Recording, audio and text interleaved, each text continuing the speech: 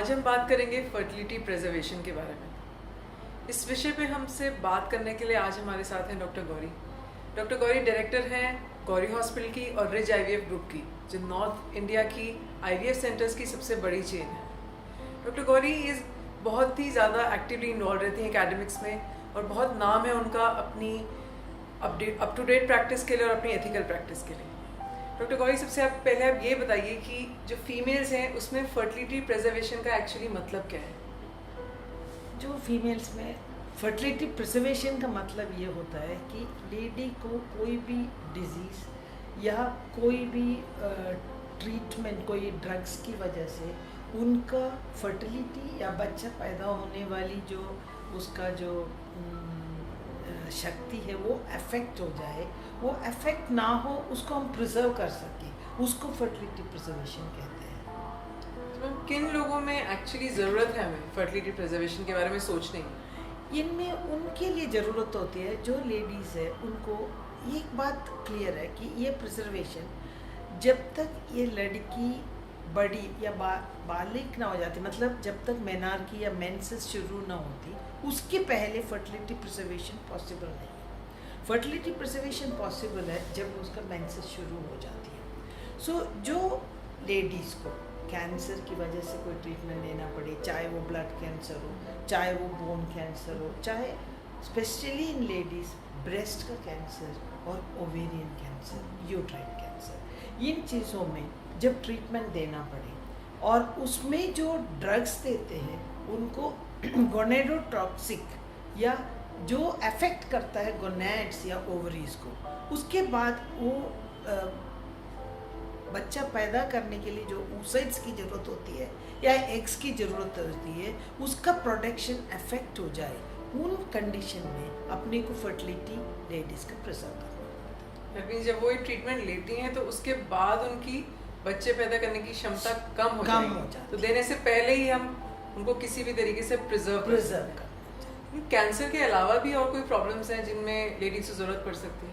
Yes, उनमें भी हो सकता है। जैसे कुछ पेशेंट्स को कुछ एक पर्टिकुलर टाइप का सूजन कह दिए, एंडोमेट्रियोसिस करके कंडीशन होती है, जिसमें सिस्ट बनता रहता है और बार बार बनता रहता है। अगर उसका आप बार बार सर्जरी करो और एवरी टाइम सिस्ट रिमूव करो, ओवरी का साइज कम होता जाता है, एग्स कम होता जाता है।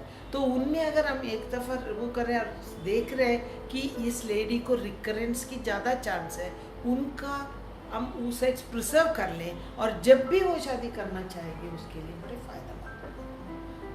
जो लेडीज़ कभी कभी लेट प्रेगनेंसी प्लान करती हैं या अभी सोच रही हैं मैरिज के लिए, या कुछ कारणवश फैमिली सर्कमस्टांसेस से लोग मैरिज नहीं कर पाते, तो वो भी सोच सकते हैं कि अभी हम प्रिजर्व कर लें यंग एज में और बाद में बेबीज प्लान कर लें। बिल्कुल, आजकल वैसे भी बहुत लेडीज़ है जो बहुत कैरियर ओरिएंटेड है और वो लोग 35-40 का उम्र तक कई दफ़ा शादी नहीं करती, शादी करे भी तो अपना बच्चा पैदा करना पोस्टपोन करते जाते हैं। उनके लिए बहुत अच्छा होगा, क्योंकि लेडीज़ का जो oocytes का जो स्टोरेज होती है, जिसको हम ओवेरियन रिजर्व कहते हैं, वो बेस्ट है बिटवीन 20 और 30 और 32-33 तक। उस टाइम तक अगर हम ये प्रिजर्व कर सके एग्स निकाल के, उस लेडी के लिए बाद में जब सोचेंगे बहुत ही आसानी हो जाए।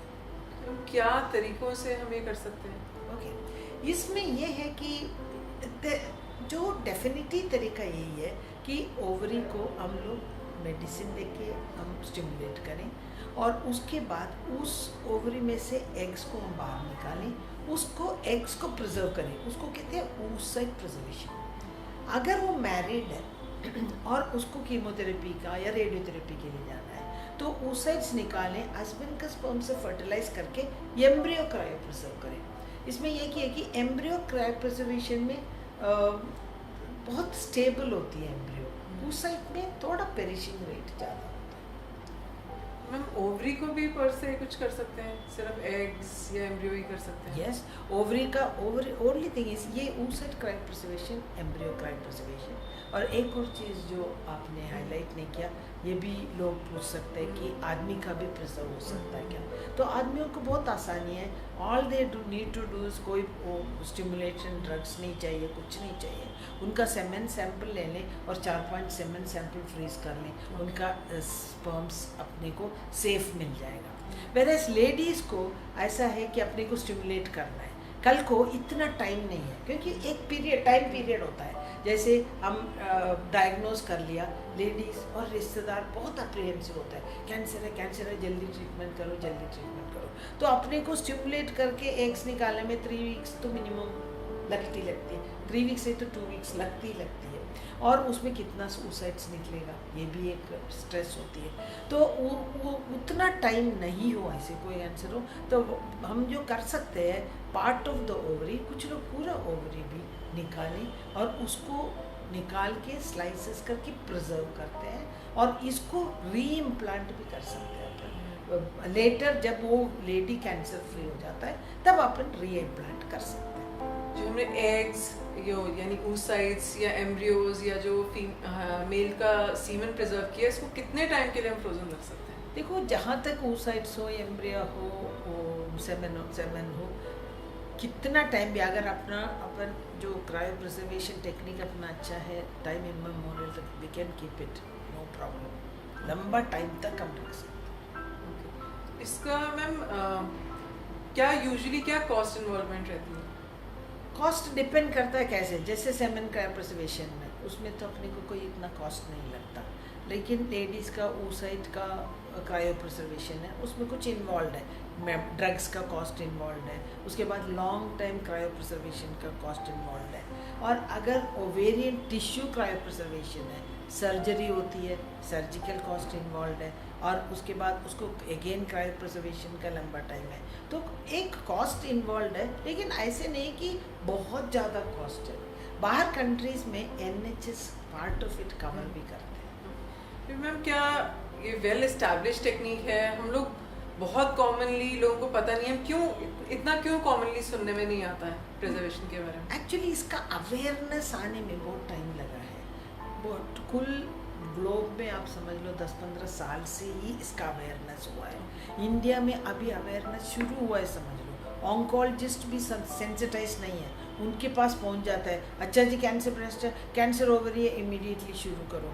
उनको सेंसिटाइज करना है कि आप एक दफ़ा गायनेकोलॉजिस्ट से मिलिए, इनफर्टिलिटी स्पेशलिस्ट से मिलिए और आपका फर्टिलिटी प्रिजर्व हो सकता है, ये अभी सेंसिटाइज हो रहे हैं। तो अब oncologist, infertility specialist, gynaecologist, endoscopist मिलके वो करना हो रहा है। अब इंडिया में fertility preservation society of India भी अब ऑर्गेनाइज हो गया है, उनका कॉन्फ्रेंसेस भी आने लग गया है। आई एम श्योर आने वाले टाइम में लोग भी और डॉक्टर्स जनरल भी सेंसिटाइज हो जाएंगे, इनडायरेक्टली पब्लिक एट लार्ज भी सेंसिटाइज हो जाएंगे। प्रोबेबली मैम जब कैंसर हो जाता है तो ये जहन में, दिमाग में आता ही नहीं होगा कि फर्टिलिटी प्रिजर्वेशन को भी कंसिडर किया जाए, क्योंकि वो ऐसी सीरियस प्रॉब्लम होती है, उनको लगता है फटाफट इसका एग्जैक्टली उस टाइम उनको ये लगता है जान बचाओ, पहले जान देखो, बच्चा होता रहेगा। तो मैम जैसे अगर कैंसर के लिए सर्जरी हो जाती है, तो सर्जरी और ट्रीटमेंट के बीच में कितना टाइम मिल पाता है? यूजुअली कितना टाइम चाहिए हमें कि हम ये कर सकें? यूजुअली सर्जरी के बाद 3 to 4 वीक्स के बाद ही कीमोथेरेपी शुरू हो जाती है, तो वो टाइम हमें मिल जाता है कि कोई क्रायो प्रिजर्वेशन का कर लें। ओनली थिंग इज़ एक दफ़ा शॉक्ड पेशेंट होती है, इन द सेंस एक सर्जरी हुआ है, उसमें ओवेरियन रिस्पॉन्स कितना बढ़िया रहेगा, ये एक क्वेश्चन होती है। But anyway still we can, हम कर सकते हैं। हम एटलीस्ट पेशेंट को ऑफर तो करना चाहिए, ऑफर कर, they can make a choice. Delhi में जितने भी IVF सेंटर्स हैं, सबके पास फैसिलिटी, और क्या दिल्ली में है फैसिलिटी? हाँ, दिल्ली में फैसिलिटी, ऑल मेट्रो सिटीज़ में इसका फैसिलिटी है।